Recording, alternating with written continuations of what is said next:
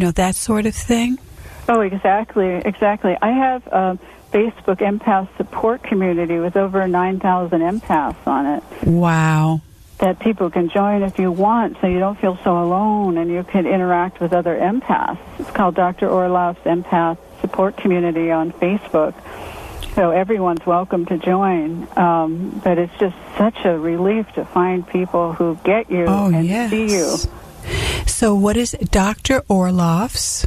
Empath Support Community. Empath Support Community. And just go to Facebook and look for it. Yes, and I just want to say I'm going to be giving a workshop on this soon at the New York Open Center. Yes, I love the Open Center. Oh, do you? Yes. And people could find out information about that on drjudithorloff.com. It's live. I'll be live in New York City. Wow.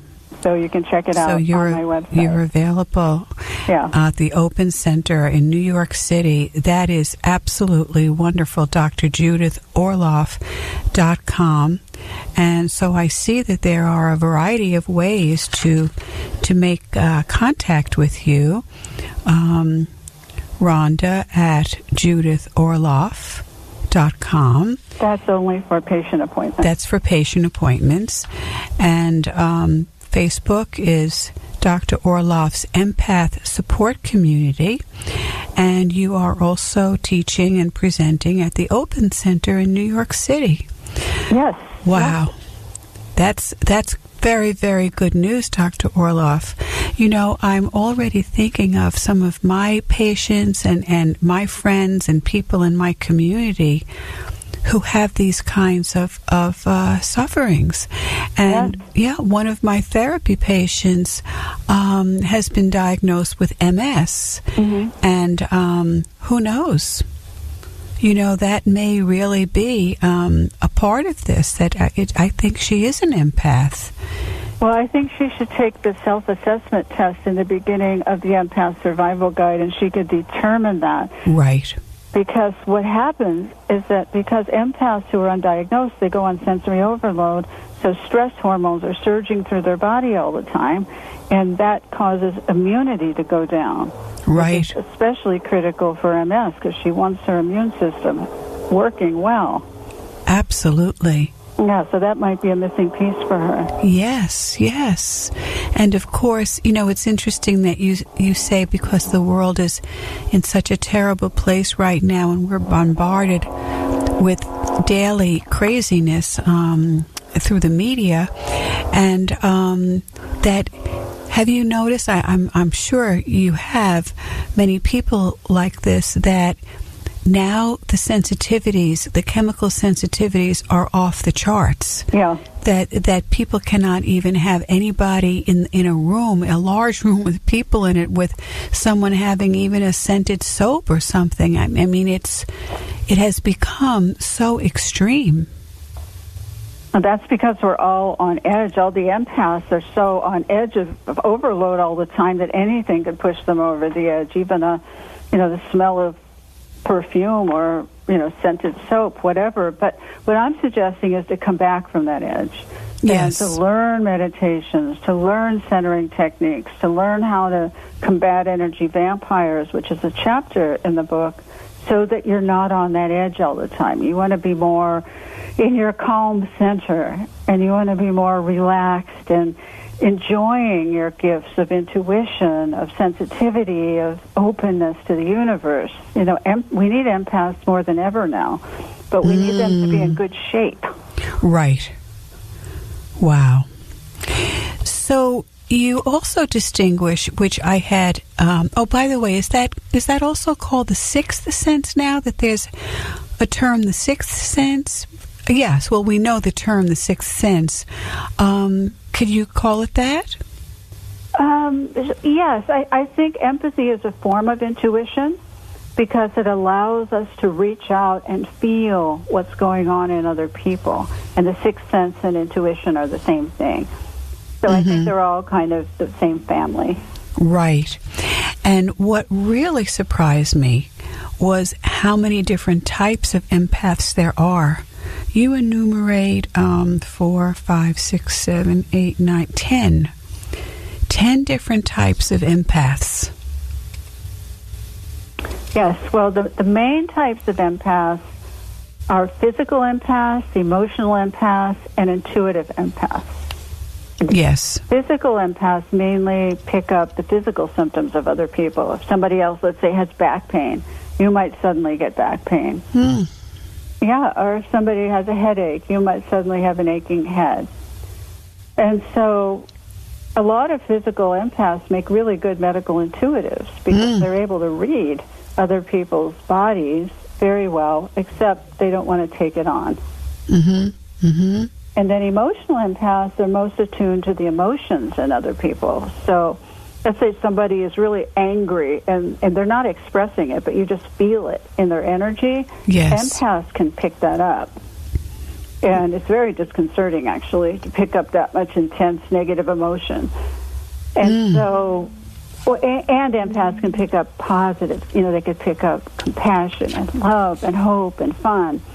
So all that it's so important for empaths to be around positive people so that they can have, you know, a more harmonious relationship. Wow. That's not always possible. No, but it is to a certain extent. Oh, yes. Yeah, but if it's not possible, then there's a chapter in the Empath Survival Guide on combating energy vampires, which means identifying them and developing strategies to deal with them so that they don't drain you. Right. And so, for instance, a narcissist. What do you do if you have a narcissist relative, or a chronic talker, or a drama queen, or a passive-aggressive person, who can drain you? So what to do, is identify them and then develop the strategy and practice it on them. So can you give one example? Say the narcissist. Yeah, the narcissist is somebody who has what's called an empathy deficient disorder. And that means that this person, if they're a full-blown narcissist, is not capable of empathy. It's hard for empaths to get that because they're so empathic and they're hyper-empathic. But narcissists just don't have that wiring.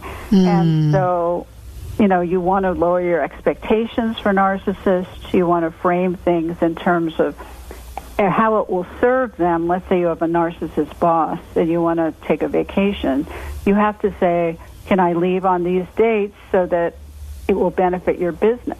Rather than, I'm so tired, I really need to take some time off, then they won't give it to you. And I always advise my patients to never, ever fall in love with a narcissist if you can help it. Oh, yes. They're so charming at first, and they seem so loving.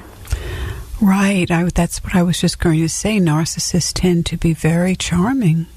Oh, they can, just charm you, but what I suggest to my patients and in the book is provoke a conflict, a small conflict with them in the beginning, because then they'll show their true colors. You can't disagree with a narcissist. Right. They start getting cold, withholding, and punishing. Wow. This is just such helpful information. I mean, I've been a psychotherapist for about 25 years, and I'm thinking about so many of my clients and couples, and I even work with families from time to time, and I think it's really good for someone who is at the effect of the cause of, say, a narcissist, to really get that it's not them. Yeah. And exactly. And they need tools. They need to, number one, identify a narcissist so they're aware, and number two, have tools to deal with them so they're not in the dark. Right. So I present that in the book in a very easy-to-read way so that people get it. And it could help people avoid so much suffering. Yes. My goodness. So we have just a couple of minutes left, and the good news is you're coming back next week and for part 2. And as just relationships, we're certainly looking at relational ways, relational strategies, which is excellent. And I always think of just relationships, and I've been doing this show for also about 25 years, which is amazing to me. Yeah. And I think of it as relationship with oneself as well. Yes. And there is the physical component, not only the medicine that you might prescribe, but also not eating, you make a point about not eating processed foods. Yeah, exactly. Exactly. There's a section in the book on empaths and food, so that, you eat food that is high vibrational food, high energy food in terms of subtle energy, so you don't have any toxins or poisons in them. It's just so different when you eat, let's say, an organic tomato versus a farm tomato. Right. It just has a whole. It's wonderful and refreshing and delicious, and just the regular market tomatoes are like cardboard. They are.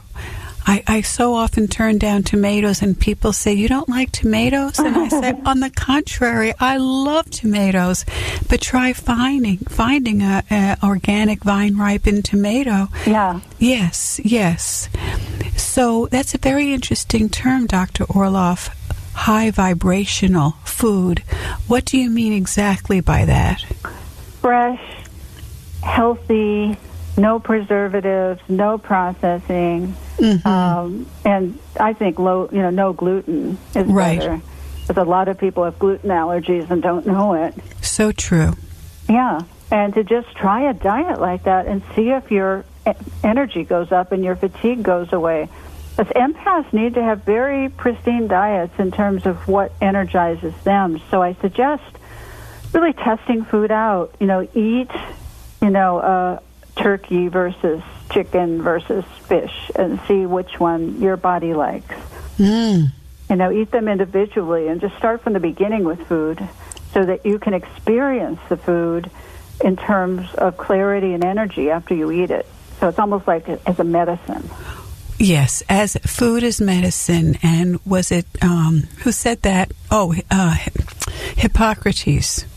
Yeah. Right, Hippocrates. He was so wise. Food is medicine, but so much of our food is poisoned. Yes. Or non-GMO food. Now, be careful of that with soy milk, not to have GMO soy milk, because a lot of people drink that. And I prefer almond milk to soy milk. Right, and they think it's good for them. It's just amazing. Yeah, this is such wonderful information, and I want to go over the good news again for everybody as Dr. Orloff is coming back next week for part 2 of the Empath's Survival Guide. And if you would like to get in touch with her website, drjudithorloff.com. If you would like to make a patient appointment, that is Rhonda at judithorloff.com. And then you can also go to Facebook for the support group, Dr. Orloff's Empath Support Community, Dr. Orloff's Empath Support Community. So everybody, I'll speak to you soon. And this is Dr. Duffy Spencer thanking Dr. Orloff and wishing you great relationships.